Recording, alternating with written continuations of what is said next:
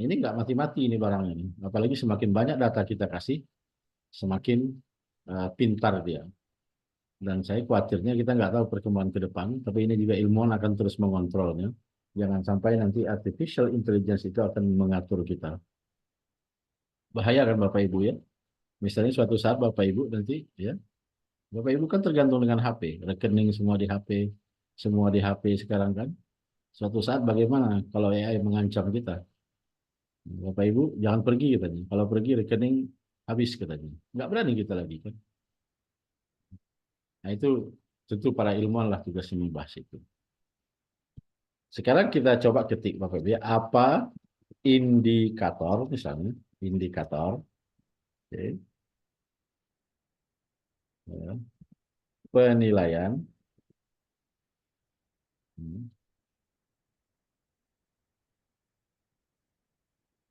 berpikir kritis misalnya ya. Untuk Ibu levelnya apa ngajarnya?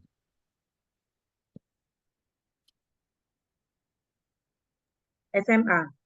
SMA ya. Ya. Ya, siswa SMA misalnya. Kita lihat ya, kurang lebih beginilah pertanyaan. Ini namanya prompt, Bapak Ibu ya. Jadi pertanyaan kita atau permintaan kita. Sekarang saya ketik, saya enter. Kita lihat jawabannya.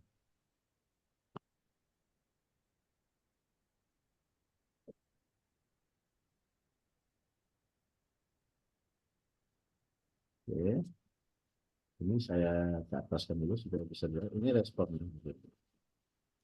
Indikator berpikir kritis untuk siswa SMP biasa mencakup beberapa aspek sebagai berikut. Kemampuan menganalisis. Ya, siswa mampu memecahkan informasi atau masalah menjadi bagian-bagian yang lebih kecil dan sebagainya. Evaluasi argumen, pemecahan masalah ya. Coba saya lanjutkan pertanyaan ya. Misalnya buatkan dalam bentuk rubrik misalnya. Rubrik penilaian.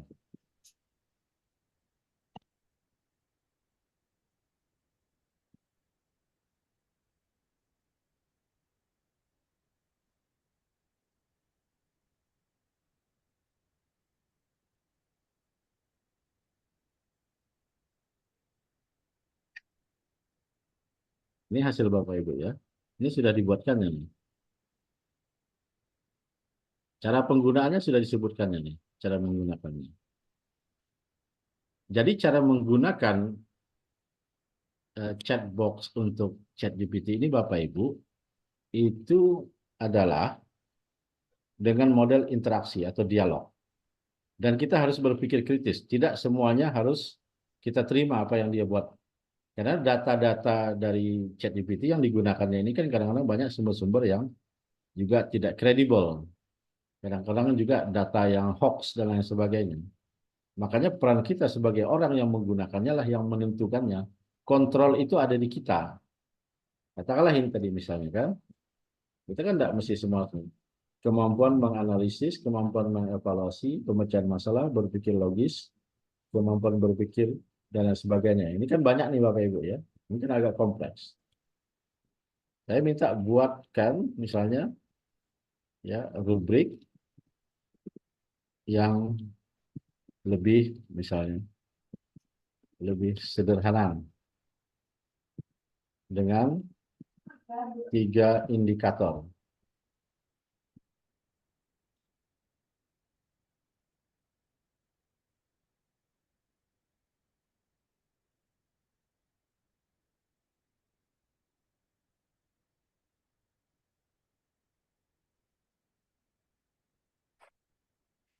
Oke, Bapak Ibu. Nah, ini kelihatan nih.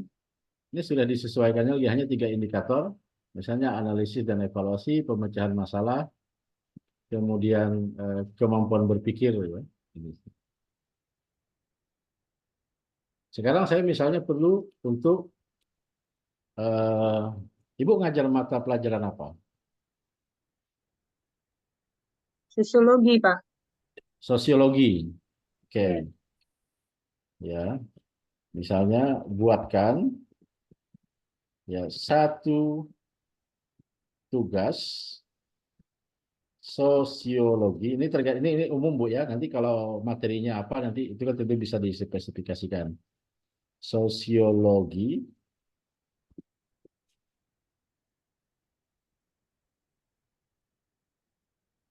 siswa ya, yang mata pelajaran oke. Pelajaran sosiologi coba sederhana seperti ini saja. Ini misalnya tugasnya analisis struktur sosial di masyarakat. Tujuan tugasnya apa, deskripsinya ini dibuatkan. Siswa diminta untuk melakukan analisis tentang salah satu dari dua pilihan tema berikut. Struktur keluarga dan peranannya misalnya. Alah ini materi Ibu yang ada. Pilihlah satu jenis struktur keluarga, misalnya keluarga inti, keluarga besar, atau keluarga campuran. Analisis peran dan fungsi dari struktur keluarga tersebut dalam kehidupan masyarakat. Diskusikan bagaimana struktur keluarga ini mempengaruhi hubungan sosial antara anggota serta peran mereka di masyarakat. Berikutnya, misalnya, kelas sosial dan mobilitas sosial. Ini contoh lain. Format tugasnya, ya mereka disuruh membuat laporan ini ya. Panjang laporan 3-5 halaman misalnya. Kemudian gunakan format penulisan, ya sertakan minimal 3 sumber referensi, cantumkan daftar pustaka dan lain sebagainya. Ini salah satu jenis saja. Waktunya apa? Penilaiannya ini kriterianya tadi, analisisnya 40%, keterkaitan 30%, kualitas penulisan 20%, referensi 10%. Ya, buatkan rubrik penilaian.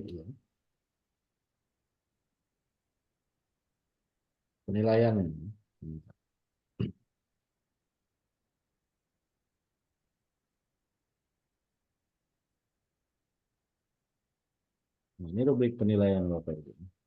Jadi kalau Bapak Ibu membuat rencana pembelajaran, termasuk sampai ke rubriknya kan sudah lebih mudah kan? Apalagi nanti Bapak Ibu menguasai juga bidang pedagogi atau cara mengajar. Katakanlah misalnya, buatkan tujuan pembelajaran. Ya, saya minta dia buatkan tujuan pembelajaran untuk tugas ini. Apa misalnya?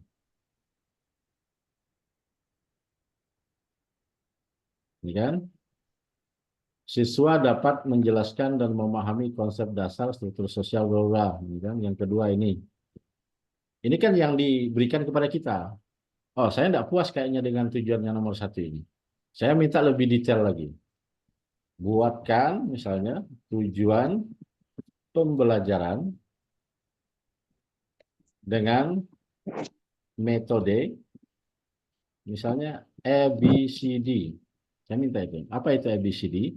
Jadi kalau kita membuat tujuan pembelajaran itu yang lebih konkret, lebih jelas dan bisa terukur, itu harus jelas dulu audiensnya siapa, siswanya siswa apa. Kemudian B-nya behavior, perilakunya.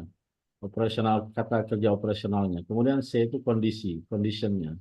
Kemudian D-nya itu degree of mastery atau tingkat pencapaian Bapak Ibu. Jadi kita harus tahu juga ilmunya itu, pedagoginya, supaya nanti AI ini atau ChatGPT ini bisa memberikan hasil yang maksimal kepada kita. Kalau tidak, nanti dia akan memberikan apa yang dia tahu saja. Nah, itulah perlunya kita menguasai ilmu-ilmu pendidikan dan pembelajaran itu supaya hasilnya bisa lebih maksimal. Ini tujuan pembelajaran dengan metode ABC itu misalnya audiensnya siswa SMA. Kemampuannya apa? Mampu menganalisis dan menyusun laporan. Kemudian C, menggunakan teori sosiologi yang relevan dan seterusnya. Kemudian tingkat pencapaiannya apa? Dengan akurasi yang baik dan mengikuti format penulisan akademik yang benar. Inilah tingkat pencapaiannya itu. Nah, ini contoh tugas tujuan pembelajaran. Setelah menyelesaikan tugas, misalnya siswa SMA akan mampu menganalisis struktur sosial di masyarakat yang mereka pilih dan menyusun laporan yang menjelaskan dampaknya terhadap interaksi sosial dengan menggunakan teori sosiologi yang relevan dan sumber yang terpercaya dengan akurasi minimal 80% dan mengikuti format penulisan akademik yang baik.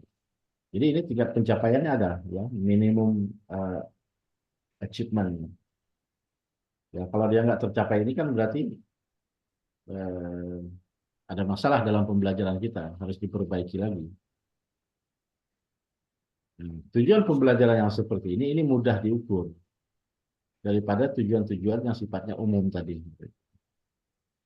Nah, jadi cara menggunakannya ini secara umum Bapak Ibu, ya gunakanlah pendekatan misalnya dengan pendekatan Sokratis, ya Sokratik, ya Socratic approach istilahnya itu.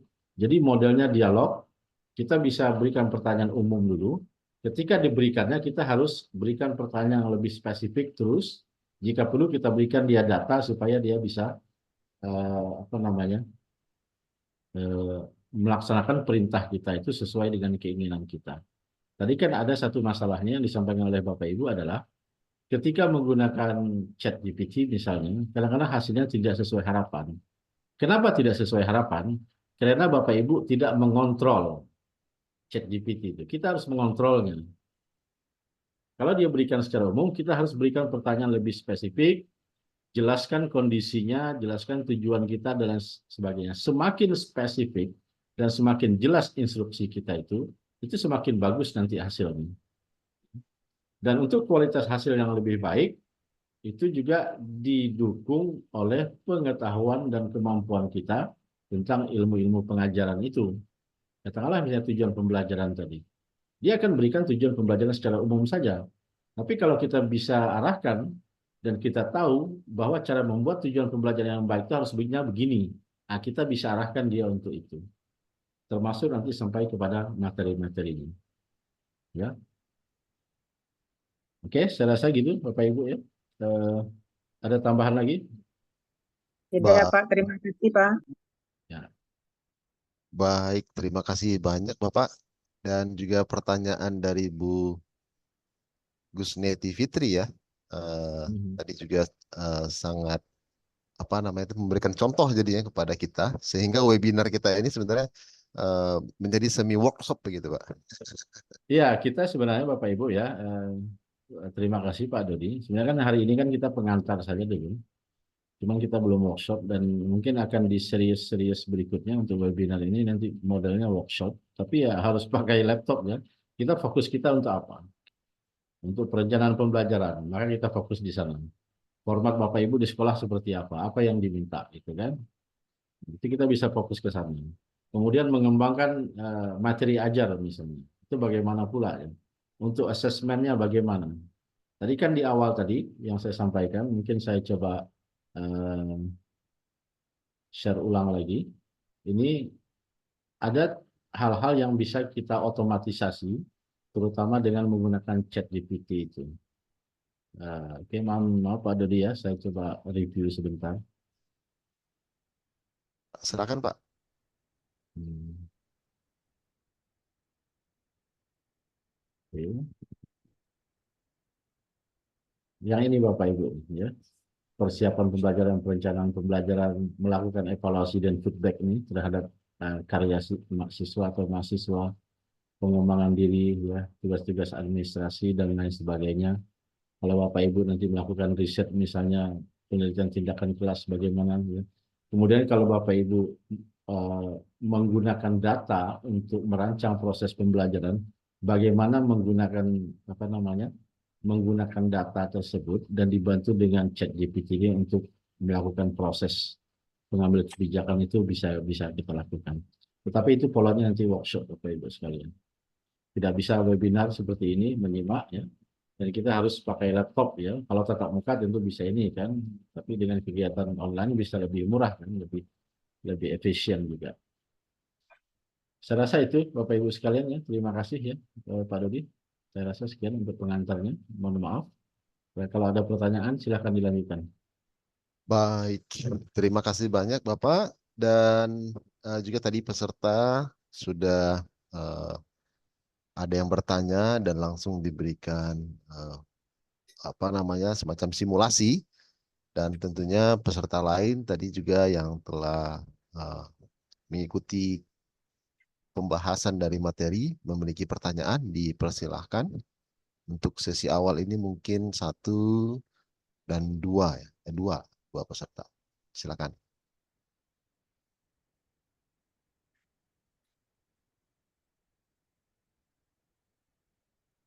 Ya, kita bisa